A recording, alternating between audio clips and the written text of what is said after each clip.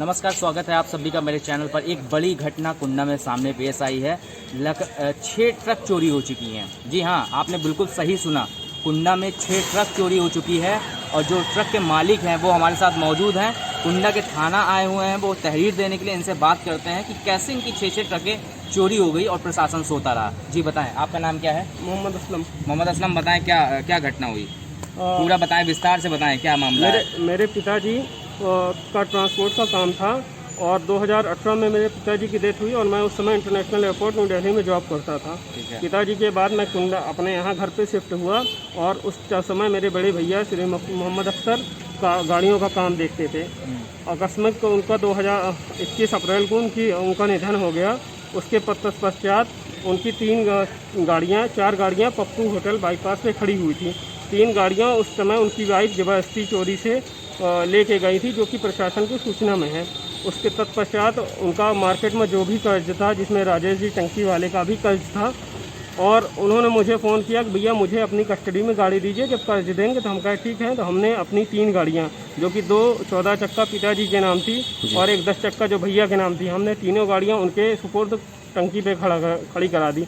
लगभग 1 महीने के ऊपर खड़ी थी और जिसमें उनके यहाँ भी सुलह प्रयास हुआ और पंचायत भी हुई।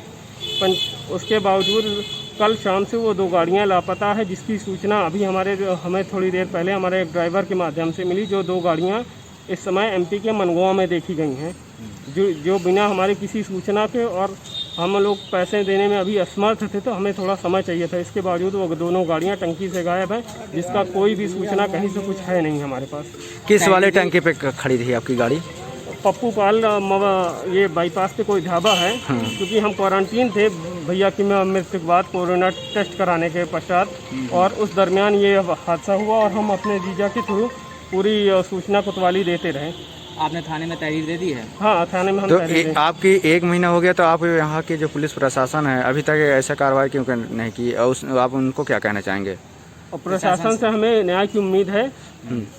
और इससे चूँकि ये मामला उनके पास पैसा बाकी था, तो हमने भी अपने सहूलियत से खड़ी करवा दी थी कि भाई जायज़ है, जिसका पैसा है उसका मिलना चाहिए। लेकिन उसके बावजूद बिना हमारी किसी सूचना के गाड़ियाँ गायब हैं। जी, तो वक्त कुछ लिया होगा उन्होंने पैसे के लिए? नहीं, कोई वक्त नहीं था। उन्होंने कहा कि जब पैसा देंगे तो गाड़ी ले जाएंगे। अच्छा, तो आपने नामजद किसी को किया है?